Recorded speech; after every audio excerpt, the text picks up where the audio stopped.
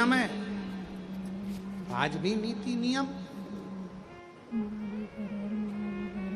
जिसके घर में संपदा की कमी होती है, जिसके घर में कर्जा बढ़ जाता है, लक्ष्मी नहीं आती, बहुत टेंशन की जिंदगी जीता है मनुष्य, व्यापार चल नहीं रहा, बहुत तकलीफ का जीवन चल रहा होता है, तो आज भी नियम है महाराज, आज भी नियम।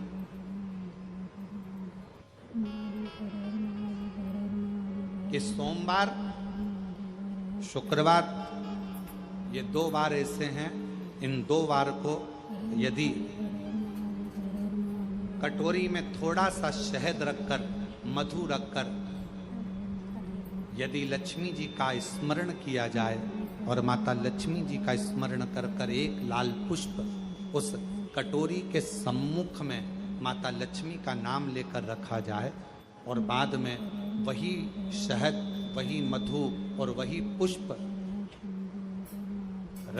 सोमवार का दिन और शुक्रवार के दिन लक्ष्मी का पूजन कर कर, स्मरण कर कर, दूसरे दिन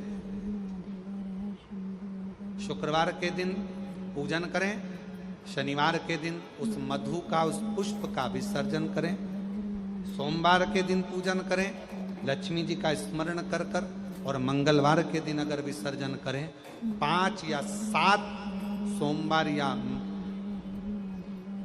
शुक्रवार को यदि आप मधु का भोग लक्ष्मी जी को लगाना प्रारंभ कर दें, शिव का नाम स्मरण कर कर, तो उसके घर में कभी संपदा की कमी नहीं होती, लक्ष्मी उस संपदा को बढ़ाती। और हम तो यहां तक कहेंगे, प्रयास करो, अगर आपके घर में छोटा सा शिवलिंग विराजमान है, आपके घर में अगर छोटा सा शंकर जी का शिवलिंग है, छोटा सा शंकर भगवान का शिवलिंग है, या आपके घर में कुबेरेश्वर धाम का कंकर है, और आपके घर में यदि शंकर भगवान का शिवलिंग है, या सीहोर का रुद्राक्ष हो, या शंकर भगवान का शिवलिंग हो, या कंकर शंकर हो, तो निवेदन है जहां पर भी शिवलिंग आपके घर में विराजमान है, अगर छोटी सी कटोरी में एक बेलपत्र को आप नीचे रखिए, छोटी सी कटोरी उस बेलपत्र के ऊपर रखकर उसमें थोड़ा सा मधु, शहद, शंकर भगवान की साक्षी में शिव जी के सामने अगर शुक्रवार की शुक्रवार रखना प्रारंभ कर दो, धीरे धीरे संपदा की वृद्धि अपने आप होना प्रारंभ होगा। शुक्रवार के दिन बेलपत्री के वृक्ष के नीचे बैठकर घृत का दिया लगाकर शरीर में जो रोग है उसका स्मरण कर कर, शंकर जी से विनय कर कर, हे भोलेनाथ, आपने शुक्र देवता को संजीवनी मंत्र दिया है, तो क्या आप मेरे को वो मंत्र प्रदान नहीं करोगे? मेरे रोग, मेरी बीमारी, मेरे दुख को आप नहीं हरोगे? शिव से कहो, ये शरीर आपने दिया है और भजन करने के लिए दिया है, स्मरण करने के लिए दिया है, कीर्तन करने के लिए। यह स्कंद पुराण कहती है महाराज कि भगवान नारायण स्वयं इस जड़ के नीचे अपना विश्राम करते हैं महाराज, इस जड़ के नीचे। प्रयास करा करो, 1 चुटकी हल्दी, कितनी? मात्र 1 चुटकी हल्दी, आंवले के वृक्ष के नीचे भगवान हरि हर महादेव के नाम से रखकर उस पर पूर्व मुख कर कर, पूर्व की ओर मुख कर कर जल समर्पित करना प्रारंभ कर दीजिए। आप अगर प्रयास करेंगे, शुक्रवार की शुक्रवार करें, या नवमी की नवमी करें, अष्टमी की अष्टमी करें, प्रदोष की प्रदोष कर लें, मन जब तो होने लगे तब एक श्वेत पुष्प लेकर उस सफेद पुष्प में थोड़ा सा हल्दी और कुंकू का लेपन कर कर किसी भी शंकर के मंदिर में, शंकर के शिवलिंग पर यदि ब्रह्मेश्वर महादेव का नाम लेकर उस फूल को, पुष्प को समर्पित किया जाता है, फूल को चढ़ाते समय, फूल जब समर्पित किया जाता है तो फूल का जो मुख है, जैसे ये डंडी है फूल की, और फूल का जो मुख है, जहां आप बैठे, इधर बैठे तो इधर, उधर बैठे तो उधर, इधर बैठे तो इधर, फूल का मुख अपनी ओर होना चाहिए। उस भगवान शंकर के शिवलिंग पर ब्रह्मेश्वर महादेव का नाम लेकर यदि वो श्वेत पुष्प हल्दी और कुंकू लगाकर समर्पित करा जाता है तो व्यक्ति का मन बार बार डामाडोल नहीं होता और वो एकाग्र चित्त होकर अपनी मंजिल तक पहुंच जाता है। वो ब्रह्मेश्वर महादेव। एक पात्र में जल और दूध ले लीजिए, शुक्रवार का दिन। तो कहोगे गुरुजी ये कथा कहां से निकाल के लाए हो? तो विष्णु पुराण में से आप उसको स्मरण कर सकते हो। काय में से? विष्णु पुराण में से। एक पात्र में देसी गाय का दूध, जल उसमें रखकर, और आपके यहाँ अगर लड्डू गोपाल हो, यदि आपके घर में ठाकुर जी हो, लड्डू गोपाल हो, विष्णु जी का कोई स्वरूप हो, श्री हरि का कोई स्वरूप हो, तो उस पर शुक्रवार के दिन आप संध्या के समय पर दुर्वा डालकर उस दुर्वा से अगर लक्ष्मी जी के नामों का 108 बार उच्चारण कर कर, घी का दिया लगाकर, कैसर के चावल साथ में रखकर केवल उस जल का और दूध का मात्र छींटा देते हो तो उसके घर में कभी लक्ष्मी की कमी नहीं आ सकती, संपदा बढ़ती चली जाती है। 108 बार लक्ष्मी के नाम का मात्र उच्चारण कर लेने पर, भगवान विष्णु के चरणारविंद पर, भगवान विष्णु के चरणों पर केवल उस दुर्वा का, जल का, दूध का सींचन कर देने से भी लक्ष्मी की वृद्धि होती, लक्ष्मी देती, दुर्वा बढ़ती है। और दुर्वा का एक बहुत सुंदर गुण है महाराज, बहुत सुंदर गुण है दुर्वा का। जहां पर उसके भीतर गांठ आती है ना, वहां से 2 रास्ते बना देती है। बोलो बनाती कि नहीं बनाती? कभी दुर्वा देखी होगी आपने? जहां गांठ आई वहां 2 रास्ते बनाएगी, फिर गांठ आई फिर 2 रास्ते बनाएगी, फिर गांठ आई फिर 2 रास्ते बनाएगी। दुर्वा का क्रम ऐसा है कि हम भगवान को दुर्वा क्यों देते हैं, उसका कारण यह है कि मान लो हे परमात्मा, हे शंभु, हे गणेश, हे प्रभु नारायण, अगर मान लो मेरा एक रास्ता चलते चलते गांठ पड़ जाए, एक रास्ता मेरा बंद हो जाए, तो वहां से मेरे दूसरे रास्ते खोल देना। इसलिए दुर्वा भगवान को समर्पित करी जाती है। दुर्वा को समर्पित करने का क्रम ही यही है कि मेरे मार्ग खुल जाए, मेरी राह खुल जाए, मेरा मार्ग चारों तरफ खुलता चले। दुर्वा नीचे की ओर चलते चलते मार्ग खोलती चली जाती है।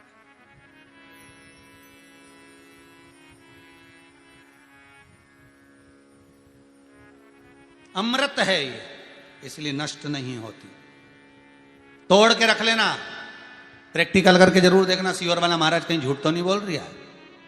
तोड़ कर रखो दुर्वा को, बोरी में भर कर रखो, 4 साल 6 महीने 8 महीने बाद सूख जाए, बेकार हो जाए, उसके बाद भी उसको खेत में, बगीचे में कहीं ले जाकर पटक देना, 8-15 दिन पानी देना, देखो फिर वापस वही हरि की हरि होना, वही कहीं ना कहीं से स्फुटित होते फिर आगे बढ़ना चालू कर देगी। उसका तत्व है अमृत, वो अमर है, मरती नहीं, फिर चालू हो जाती। शिव कहते हैं यही अमरता है, यही अमरता है कि दुख आया तो मरने की नहीं सोचना है। तकलीफ आई, कष्ट आया, रोग आया, बीमारी आई, थोड़ा सा तकलीफ आ गई, थोड़ी बीमारी आ गई, थोड़ा दुख आ गया, तो ये मत सोचना मैं मरना है, नहीं नहीं नहीं, अभी तो और जीना है।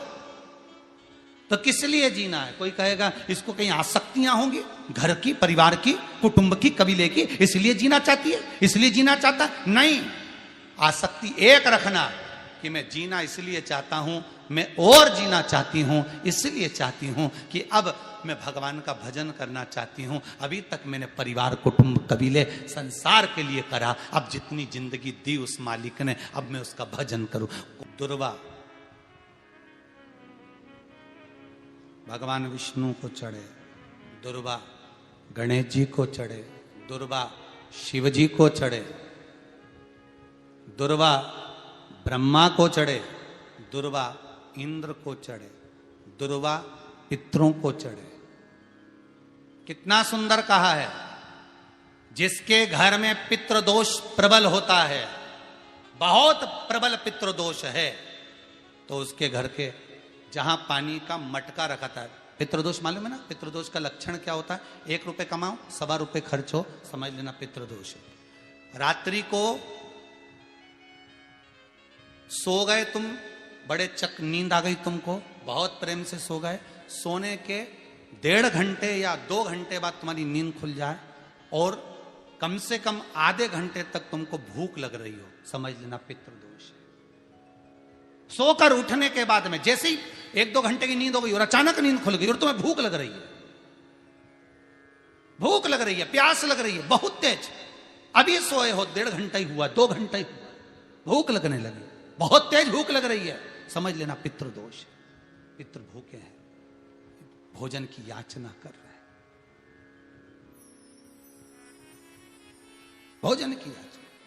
सोने के बाद तत्काल नींद खुले 2 घंटे के बाद भूख लगे, उसका भी एक समय बताया है महाराज ब्रह्मवर्ता पुराण के अंतर्गत कि रात्रि को सोने के बाद में 1 घंटे की नींद हो जाए और उसके बाद में 2 घंटे के अंदर वापिस नींद खुल जाए और भूख लगने लगे तो समझ लो पितृ भूखे हैं, भोजन मांग रहे हैं, अन्न मांग रहे हैं, पितृ दोष है।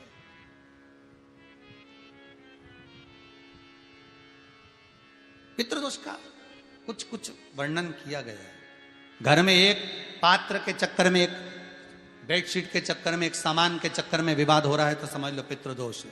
1 रुपया कमाया, 1.25 खर्च हो रहा है, पितृदोष है। घर में एक बीमार, दूसरा फिर बीमार हो गया, तीसरा फिर बीमार हो गया, एक ठीक हुआ, एक बीमार हुआ, पितृदोष है। पितृदोष का भाव तो उसके लिए करना क्या है? शिव महापुराण की कथा कहती है, सुंदर गणेश जी का चरित्र वर्णन करता है, स्कंद पुराण कहती है, विष्णु पुराण कहती है कि दुर्वा 21 दुर्वा की गांठ बनाकर, 7 गांठ 21 दुर्वा की बनाकर जो अपने पितरों का मटका, मटका मतलब परिंडा, हंडा जो भी पानी का भरते हो, उसके नजदीक में मात्र एक कटोरी में चावल रखकर उसमें अगर दुर्वा रख देता है तो मात्र 5 या 7 दिन में पितृदोष समाप्त होना प्रारंभ हो जाता है। उसके घर में लक्ष्मी की वृद्धि होने लगती है, सुख शांति अपने आप आने लगती है, उसका क्लेश समाप्त हो जाता है। दुर्वा में वो गुण है जो पितृ भी उसका भाग अमृत तत्व प्राप्त करना चाहते, अमृत देना चाहते। और सरल भाषा में समझिए, जिसकी फैक्ट्री नहीं चल रही हो, फैक्ट्री में बार बार कुछ तकलीफ आ रही हो, गाड़ियां नहीं चल रही हो, 4 व्हीलर गाड़ियां ले रखी हैं, कभी ट्रक गड़बड़ हो रहा है, कभी ट्रक में ये हो रहा है, कभी गाड़ी में ये हो रहा है, कभी बस में ये हो रहा है, बस एक काम करना है, दुर्वा का थोड़ा सा भाग लेकर पानी के लोटे में उसको डालकर 5 अक्षत के दाने उसको पटक कर उस गाड़ी के अंदर उस कलश को रख दो, बस आधे घंटे के लिए, और उस पानी को चक्के के चारों तरफ डालते डालते जाइए दुर्वा के साथ में, तकलीफ नहीं देगा। फैक्ट्री का भी यही प्रमाण है। दुर्वा में वो अमृत तत्व छुपा है जिसका सुख आनंद दे जाता है, आनंद। शिव पुराण कह रही है महाराज, दुर्वा का एक नाम और है, उसका नाम है अमृत जन्मा। क्या नाम है? अमृत जन्मा। दुर्वा का एक नाम और है। मारवाड़ी लोग इसको ध्रुवी बोलते हैं, ध्रुव बोलते हैं। दुर्वा का वो सुख, शंकर भगवान गौ माता दूध की धार लगाती है, इसलिए दुर्वा का दूध से बड़ा मिलन है, बड़ा आनंद है, बड़ा बड़ा सुख है। कोई भी ग्रह अनुकूल नहीं है, सब बेकार चल रहे हो, सब प्रतिकूल चल रहे हो, दूध के पात्र में दुर्वा डाल लो, पीपल के वृक्ष के नीचे चढ़ा कर आओ, राहु केतु शुक्र शनि जो भी गड़बड़ है सब सुधरना चालू हो जाता है। दुर्वा का वो सुख। जिस नदी में स्नान करो, तीर्थ में जाकर उस नदी के पास में कोई बगीचा लगा हो, वहां की दुर्वा को तोड़कर स्नान करते समय नदी में मात्र विसर्जन कर देने पर पितरों को पिंड पहुंच जाता है। मात्र उस दुर्वा का विसर्जन कर देने पर पितरों को पिंड का भाग मिल जाता है। अभी ना तो तुम्हारे पास में आटा है, ना तुम्हारे पास में चावल है, ना तुम्हारे पास में पिंड है, ना कोई तुम्हें संकल्प छुड़ा रहा है, ना कोई तुम्हारे पास में वस्तु है, उसके बाद भी पितरों को भाग मिल रहा है। काय से? केवल एक दुर्वा के तत्व से। स्नान करने से पहले पवित्र नदी में, गंगा यमुना नर्मदा सरयू आदि किसी पवित्र नदी में आप स्नान कर रहे हो, वहां के बगीचे में घूमकर आप जाते तो हो, पैदल ही नहाने जाते हो, तो घाट के आसपास में कोई बगीचा, वहां की दुर्वा तोड़ ली, एक दुर्वा नहाने से पहले अपने पूर्वजों पितरों के नाम से नदी में छोड़ दी। फूल तो छोड़ते ही हो, दिया भी छोड़ते हो, बस एक ही चीज नहीं छोड़ते, वो दुर्वा, और वो ही काम की, वही काम की। तुम कुछ छोड़ो ना छोड़ो, एक दुर्वा का भाग छोड़ दिया, वो पितरों के लिए सुख प्रदान करने वाला। शिव पुराण कह रही है महाराज, देवताओं को अमृत कितनी बार मिला? 1 बार। दुर्वा को अमृत कितनी बार मिला? जम के बोलिए। 5 बार। कार्य सिद्धि के लिए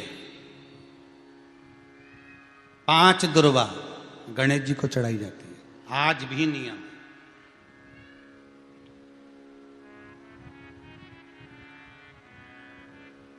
कभी आपको मौका मिला हो और आपने रावण संहिता पढ़ी हो। कौन सी संहिता? रावण संहिता। क्योंकि रावण शिव का उपासक था, भजन करने वाला था।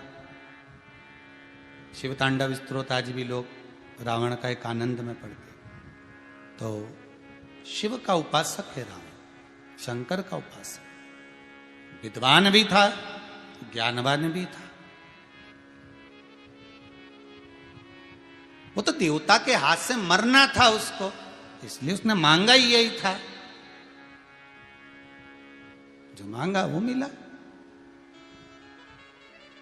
तो रावण संहिता अगर किसी ने पढ़ी हो तो उसको मालूम होगा, रावण संहिता में 4 तरह के तिलक का महत्व बताया।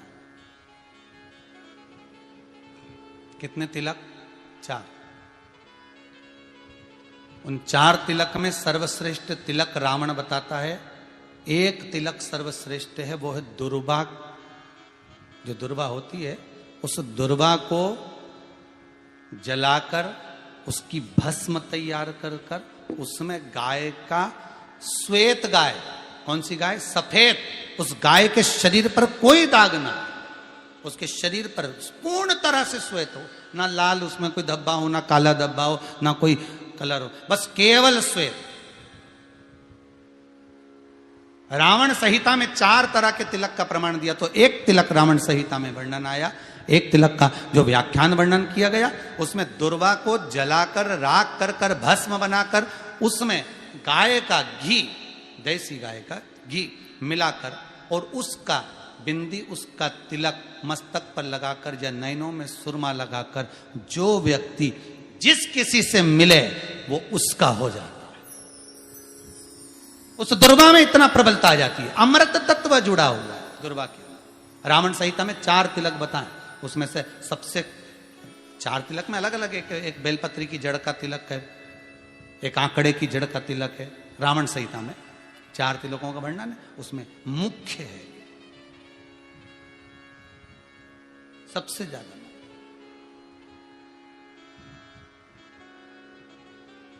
हम तो कहेंगे, अगर मान लो,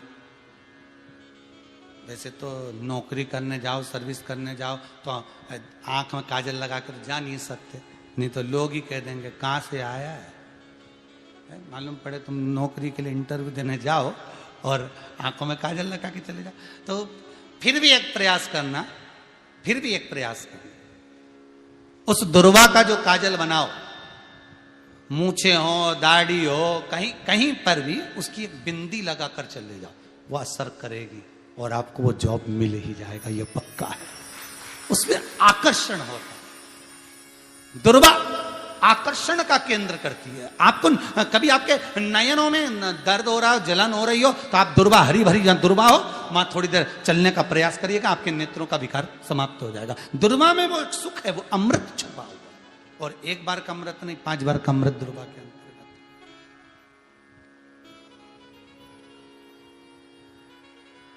कौन से देवता हैं जिनके ऊपर दुर्वा का जल दूध में मिला हुआ छीटा जाए? श्वेत गाय के। देखो, दूध का प्रमाण बार बार दुर्वा के साथ आया, उसका कारण क्या है? क्या कारण हो सकता है उसका? उसका एक कारण है, समुद्र मंथन के समय पर सबसे पहले कुछ निकला था, तो समुद्र मंथन में सबसे पहले निकली थी गौ माता निकली थी। क्या निकली थी? गाय। सबसे पहले निकली थी गाय। और कितनी गाय निकली थी? 5। पहली नंदा, दूसरी सुभद्रा, तीसरी सुरभि, चौथी सुशीला, 5वीं बहुला।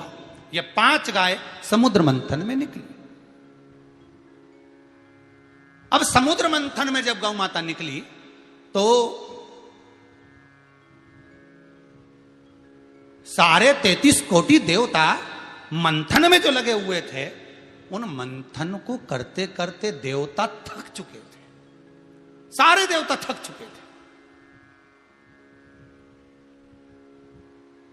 बहुला सुरभि और सुशीला से बोली, सुभद्रा से बोली, नंदा से बोली, अपना काम है, एक काम करो, अपन आप रूप दूध की धार बहाना प्रारंभ करो, अपने आप दूध की धार हम मृत्युलोक में हम भेजें इन देवताओं के लिए, तो देवताओं को अमृत तत्व मिलेगा, आनंद होगा।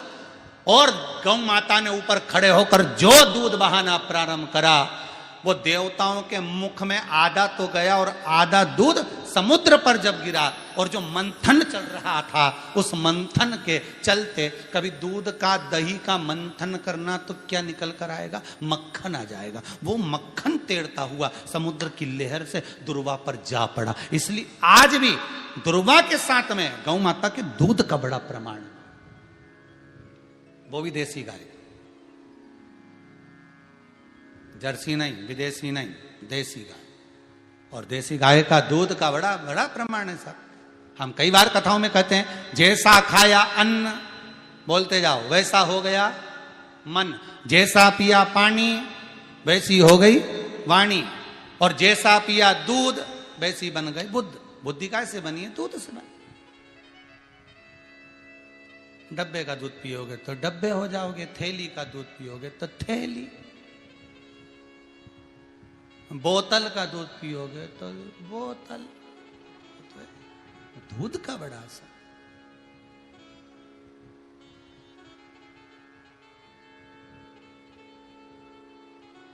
गौ माता के दूध का पान। कहा एक पात्र में जल और दूध ले लीजिए, शुक्रवार का दिन। तो कहोगे गुरुजी ये कथा कहां से निकाल के लाए हो? तो विष्णु पुराण में से आप उसको स्मरण कर सकते हो। काय में से? विष्णु पुराण में से। एक पात्र में देसी गाय का दूध, जल उसमें रखकर, और आपके अगर लड्डू गोपाल हो, यदि आपके घर में ठाकुर जी हो, लड्डू गोपाल हो, विष्णु जी का कोई स्वरूप हो, श्री हरि का कोई स्वरूप हो, तो उस पर शुक्रवार के दिन आप संध्या के समय पर दुर्वा डालकर, उस दुर्वा से अगर लक्ष्मी जी के नामों का 108 बार उच्चारण कर कर, घी का दिया लगाकर, कैसर के चावल साथ में रखकर, केवल उस जल का और दूध का मात्र छींटा देते हो, तो उसके घर में कभी लक्ष्मी की कमी नहीं आ सकती, संपदा बढ़ती चली जाती है। 108 बार लक्ष्मी के नाम का मात्र उच्चारण कर लेने पर, भगवान विष्णु के चरणारविंद पर, भगवान विष्णु के चरणों पर केवल उस दुर्वा का, जल का, दूध का सिंचन कर देने से भी लक्ष्मी की वृद्धि होती, लक्ष्मी देती।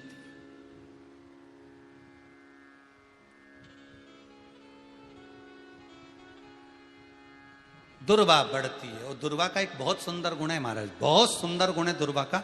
जहां पर उसके भीतर गांठ आती है ना, वहां से 2 रास्ते बना देती है। बोलो बनाती कि नहीं बनाती? कभी दुर्वा देखी होगी आपने, जहां गांठ आई वहां 2 रास्ते बनाएगी, फिर गांठ आई फिर 2 रास्ते बनाएगी, फिर गांठ आई फिर 2 रास्ते बनाएगी। दुर्वा का क्रम ऐसा है कि हम भगवान को दुर्वा क्यों देते हैं, उसका कारण यह है कि मान लो हे परमात्मा, हे शंभु, हे गणेश, हे प्रभु नारायण, अगर मान लो मेरा एक रास्ता चलते चलते गांठ पड़ जाए, एक रास्ता मेरा बंद हो जाए, तो वहां से मेरे दूसरे रास्ते खोल देना। इसलिए दुर्वा भगवान को समर्पित करी जाती है। दुर्वा को समर्पित करने का क्रम ही यही है कि मेरे मार्ग खुल जाए, मेरी राह खुल जाए, मेरा मार्ग चारों तरफ खुलता चले। दुर्वा नीचे की ओर चलते चलते मार्ग खोलती चली जाती है।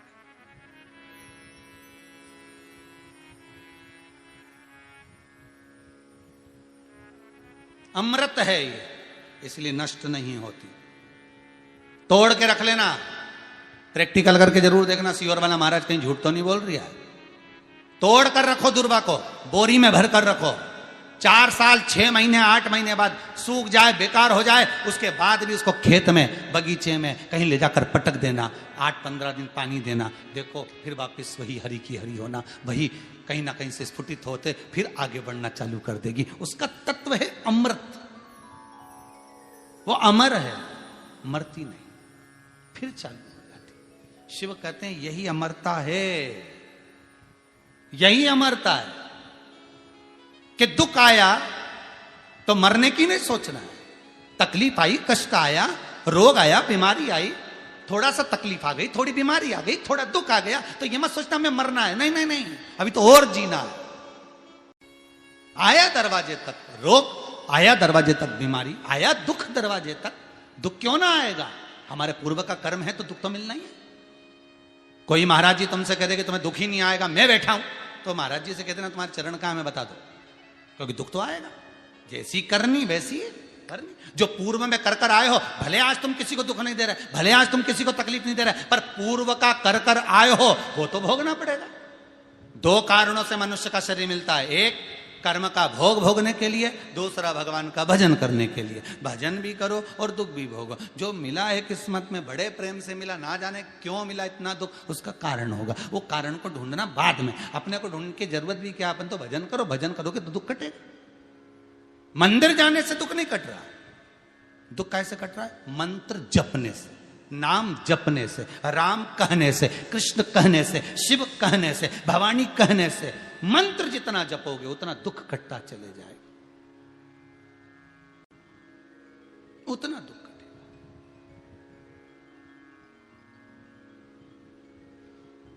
भोला सब दुख काटो म्हारा, ओ भोला सब दुख काटो हमारा।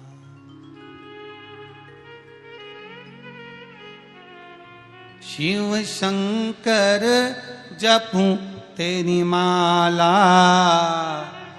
भोला।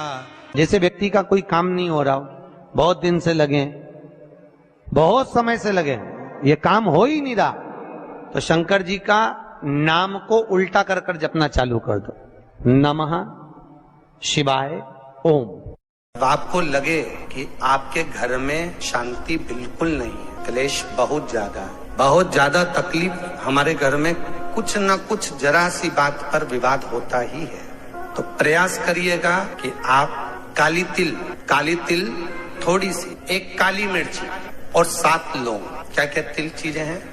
काली तिल, काली मिर्ची, 7 लौंग, केवल ये हथेली में रखकर अपना नाम और गोत्र बोलकर अपने दरवाजे से बाहर निकलकर किसी भी शंकर के मंदिर को समर्पित करिए। शिव पे नहीं चढ़ाने दें तो शंकर की चौखट पर रखें। महाराज, घर में कभी क्लेश नहीं होगा, बिल्कुल शांति, सहजता, प्रेम आपस। भगवान देवाधिदेव महादेव को जल चढ़ाते हैं, उसके 5 अलग अलग तरीके हैं। बहुत सावधानी से सुनना कथा, आपकी और हमारी जिंदगी की सार्थकता को सिद्ध करने वाली कथा। आज पंजाब की इस पवित्र भूमि पर अगर यह प्रसंग निकला है तो इसको आप अगर सुनेंगे तो आपका जीवन सार्थक होगा। शिव जी को 5 तरह से जल चढ़ाने का तरीका है। जैसे पंचामृत होता है, दूध, दही, शहद, घी, शक्कर, ये सब पंचामृत के अंतर्गत आते हैं, उसी तरह शंकर जी को 5 तरह से जल चढ़ाने का क्रम वर्णित किया गया। अब उसको समझेंगे, बहुत सावधानी से समझिएगा। पहला, जल लेकर आए, सीधे डायरेक्ट शंकर भगवान के शिवलिंग पर चढ़ा दिया, ये प्रथम जल का चढ़ाने का तरीका। दूसरा, जहां से पानी बहकर जाता है, जहां से जल बहकर जा रहा है, उसके ठीक विपरीत जल उत्तर में जा रहा है, आप दक्षिण में खड़े होंगे और दक्षिण में खड़े होकर उत्तर की ओर मुख करेंगे और शिव जी को जल समर्पित करेंगे। ये रोग मुक्ति करने वाला है और हमारे रोग पर हमें विजय प्रदान करने वाला, ये जल चढ़ाने का तरीका। एक, सीधे मंदिर में गए, लोटा भरकर जल उठाया, शिव जी को चढ़ा दिया। दूसरा जल, जहां से पानी बहता है, शिव जी का चढ़ा हुआ जल जहां से बहकर जाता है, उसके ठीक विपरीत में शिव जी का जल इधर जा रहा है तो तुम यहां खड़े हो, तुम यहां बैठो, यहां मत बैठना, यहां मत बैठना, इधर बैठो। अगर रोग का निवारण है तो यहां बैठकर। तीसरा, अशोक सुंदरी से जल चढ़ाते चढ़ाते शिवलिंग तक लेकर जाना और शंकर भगवान के शिवलिंग पर पूर्ण जल समर्पित करना, ये तीसरा तरीका। ये कार्य की सिद्धता के लिए, हम जब किसी से आस ना लगाकर परमात्मा से विनती करते हैं तो वो विनती करने का तरीका तीसरा। चौथा, शिव जी पे चढ़ा हुआ जल 5 जगह पर समर्पित करना, गणेश जी, कार्तिकेय, अशोक सुंदरी, शिवलिंग और जलाधारी, ये चौथा क्रम है। जब जिस नारी का, जैसे मेरा नाम मोनिका है, मेरे पति का नाम संजय सिंह है, मैं दिल्ली स्वरूप नगर की निवासी हूं, मेरा फोन नंबर ये है। कहीं बैठी हैं? मैं बाबू को लाए हैं क्या? नहीं लाए? ठीक है, मैं प्रणाम करने के लिए लाई हूं। गुरुदेव बाबा बाबा है, बैठी है बहन। शिव तत्व है, एक जल चढ़ाने का तरीका। शिव जी को हम जो जल चढ़ाते हैं उसका एक तरीका भी हमारी जिंदगी में अगर हमने उसको स्मरण में रख लिया तो हमारे कार्य की सिद्धता को सिद्ध कर देता है, हमें सफलता की ओर लेकर चले जाता है।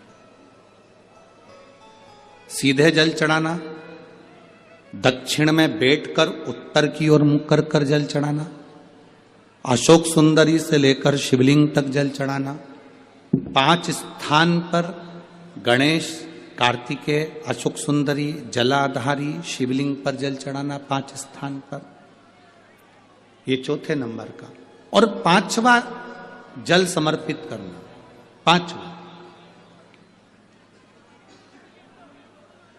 5वें नंबर का जल।